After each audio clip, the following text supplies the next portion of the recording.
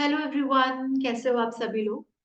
आज हम लोग लॉ ऑफ अट्रैक्शन के बारे में थोड़ा सा और जानेंगे इस वीडियो में। ये सीरीज का ही पार्ट चल रहा है।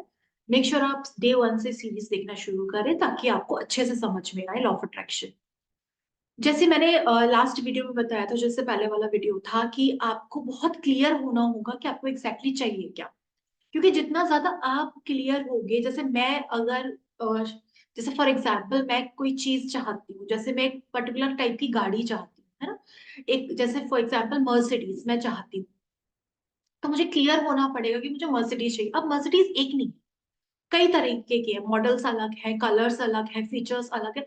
मैं कैसे चाह रही हूँ, क्योंकि अगर मैंने बोला मर्सिडीज तो यूनिवर्स मर्सिडीज तो देगा, हो सकता है सबसे लोएस्ट मॉडल दे दे, क्योंकि आपने क्लियरली नहीं बताया उसको।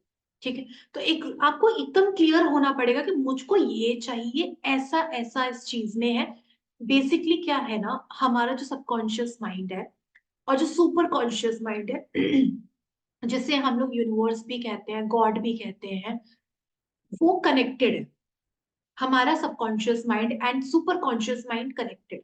हम ये तो सोचते हैं यूनिवर्स मेरे लिए कर रहा है, यूनिवर्स मेरे लिए वो करके देगा, बट वो हम भूल जाते हैं कि अगर हम अपने ऊपर काम करेंगे, अपने सबकॉन्शियस माइंड को होल्ड करेंगे, तो वो सब सुपर कॉन्शियस से ऑलरेडी कनेक्टेड है। तो जो हम सबकॉन्शियस लेवल पे कर रहे हैं, वो सुपर कॉन्शियस यानी यूनिवर्स में अपने आप जा रहा है। वहां का हमें सोचने की जरूरत नहीं है कि हमारी हम क्या वो हमारे यूनिवर्स तक मैसेज जा रहा होगा। ऑफ कोर्स जा रहा होगा, अगर वो सबकॉन्शियस में जा रहा है।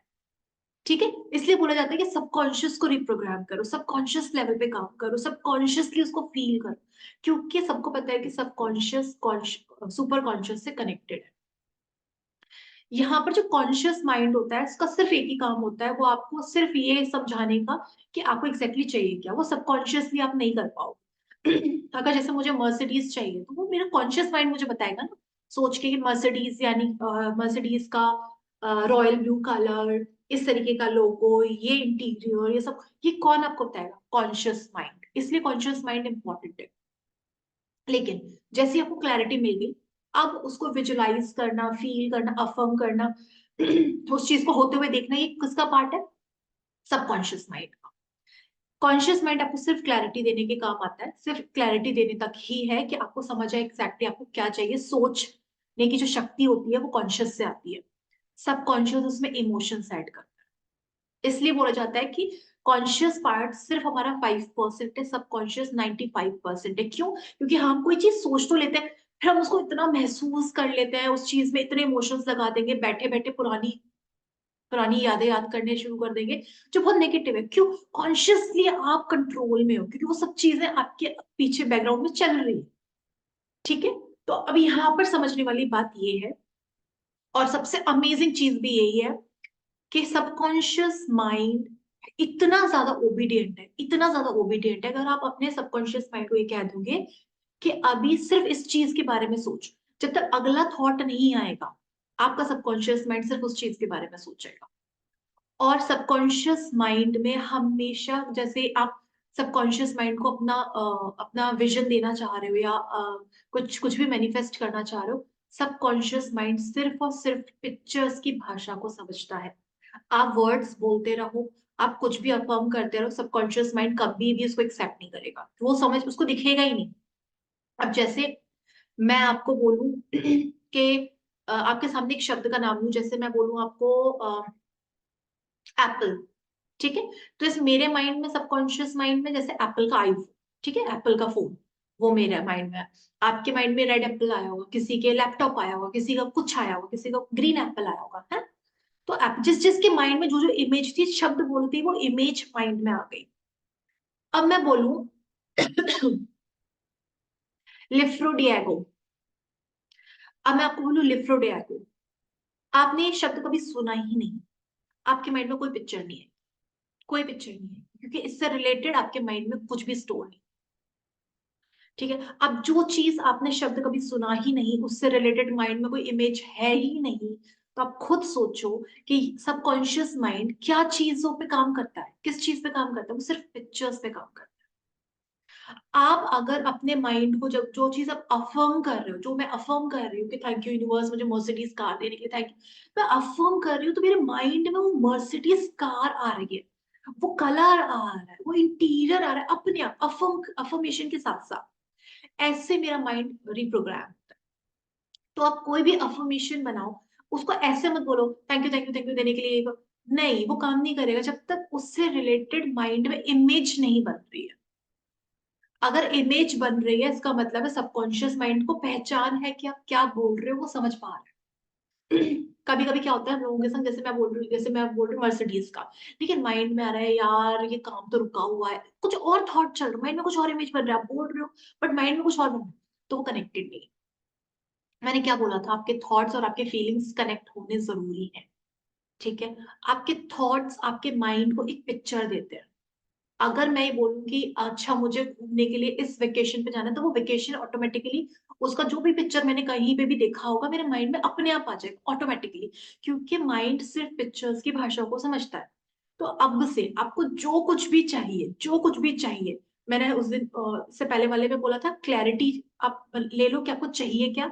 अब मैं यहाँ इस वीडियो में बोल रही हूँ जो कुछ भी आपको चाहिए उसकी पिक्चर क्या है, उससे रिलेटेड पिक्चर्स इकट्ठे करने शुरू करो माइंड में। ऐसा नहीं है कि आप अभी विजन बोर्ड का बात नहीं आया, पर माइंड में। अब जैसे मुझे कार चाहिए, मैं एग्जांपल कार का ले रही हूँ ताकि वो एक चीज को समझ में आए। जैसे मुझे कार चाहिए तो मेरे माइंड में पिक्चर्स क्या होंगे अलग अलग के, अच्छा ये वाली कार, पहले तो एक पिक्चर आ जाएगी, ओवरऑल एक पिक्चर आ जाएगी ये वाली कार। फिर दूसरी पिक्चर आ जाएगी इसका कलर। फिर तीसरी पिक्चर आएगा अच्छा इंटीरियर। फोर्थ पिक्चर आ जाएगी कौन कौन बैठा हुआ है। तो जब मैं ये पिक्चर, चार पांच पिक्चर्स मेरी इकट्ठी हुई, अब मैंने इनको इकट्ठा करके एक फिल्म बना दी। जैसे हम लोग करते हैं ना, जैसे हमारे जैसे किसी को बर्थडे होता है फ्रेंड्स वगैरह का, तो उसके फ्रेंड्स की बहुत सारी पिक्चर्स अलग अलग इवेंट्स के लिए लेते हैं। फिर हम उसमें इन शॉर्ट में जाके उसकी वीडियो वीडियो बना लेते हैं। सेम, अब उस पिक्चर्स की आपको वीडियो बनानी है, एक माइंड मूवी बनानी है जिससे आप विजुलाइज करेंगे, जिसको आप इमेजिन करेंगे।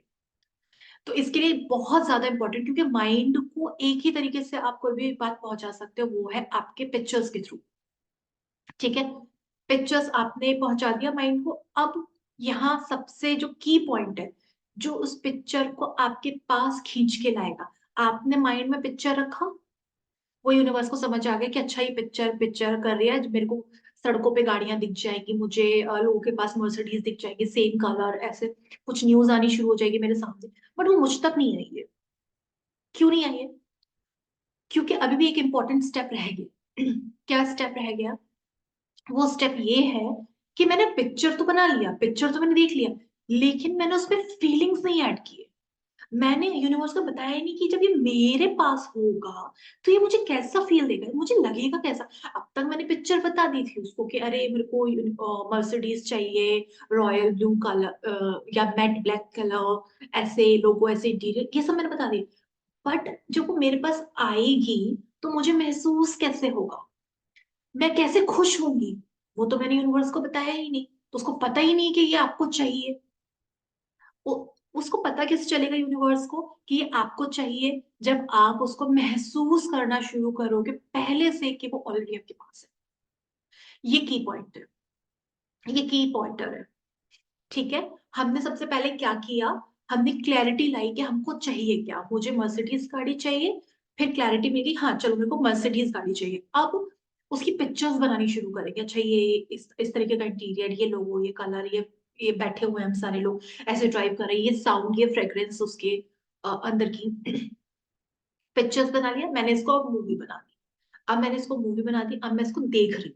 जब मैं देख रही हूँ तो मैं यूनिवर्स में भेज तो रही हूँ, लेकिन सेंड तो कर रही हूँ सिग्नल, लेकिन वो रिसीव कब कब करूंगी, जब मैं इसे महसूस करना शुरू करूंगी, एज इफ ये मेरे पास ऑलरेडी है। एज इफ मैं इसको लेके कितनी खुश, मैं यूनिवर्स को हर दिन ये बताऊंगी कि इसे, ये जो मेरे पास है ना, ये मेरे पास है, इसको देखकर मैं कितनी ज्यादा खुश हूँ, इसको पाकर मैं कितनी ज्यादा खुश हूँ। जब यूनिवर्स ये देखेगा कि ये बार बार सिग्नल ये दे रही है कि यार इसके पास है, ये है, ये है, तो लॉ ऑफ अट्रैक्शन के नियम के हिसाब से, जो भी लॉ है, जो तबक्का का लॉ है, उसके हिसाब से यूनिवर्स ये मेक श्योर करेगा कि ये चीज आपके पास हमेशा रहे, ये चीज आपके पास आ जाए, ये चीज हमेशा आपके पास कंटिन्यू रहे, जिस चीज का आप इमोशन ले लो। आई होप यहाँ तक आपको बहुत अच्छे से चीजें समझ आई होंगी। इसके बाद जो नेक्स्ट वीडियो आएगा उसमें मैं आपको 4D रियलिटी के बारे में कुछ बताऊंगी, जो अमेजिंग है। जब आपको ये समझ में आएगा ना, आपकी जितने भी लिमिटिंग बिलीफ्स है वो यहीं खत्म हो जाएंगे। ठीक है, तो जो नेक्स्ट वीडियो प्लीज आप लोग सब्सक्राइब कर लीजिए, ताकि ये बाकी लोगों तक भी पहुंचे जिनको लॉ ऑफ अट्रैक्शन क्लियरली समझ नहीं आता या उनको समझ नहीं आता कि करना कैसे है। अच्छा, यहाँ एक छोटा सा मैं आपको एक रिमाइंडर देंगे।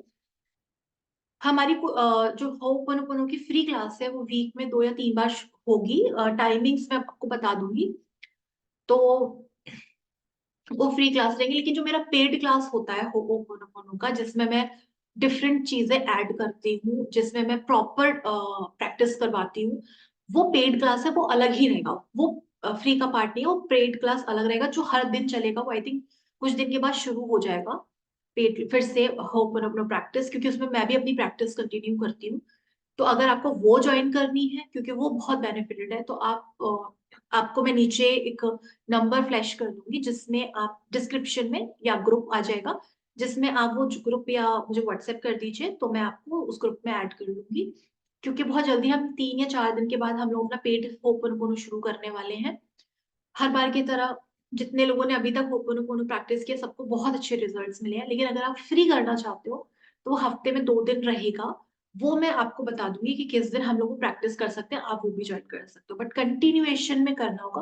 भले ही आप मेरे साथ कर रहे हो या आप अपने आप कर रहे हो, कंटिन्यू जब आप चीज करते हो ना, उसका एक साइकिल बनता है। और जब वो साइकिल कंप्लीट होता है, तब वो आपको रिजल्ट देता है। अगर साइकिल ब्रेक हो जाएगा, आपको दोबारा से वो एनर्जी बनानी पड़ेगी। ठीक है। आई होप ये वीडियो प्रॉपरली समझ में आया होगा। नेक्स्ट वीडियो कल पोस्ट होगा, तो प्लीज तब तक आप क्लैरिटी ले आइए। जितना मैंने अभी तक समझाया, उतना आप स्टेप बाय स्टेप चलिए। हर चीज मैनिफेस्ट हो जाएगी, क्योंकि सब कुछ सिर्फ एनर्जी है। So thank you so much everyone, thank you.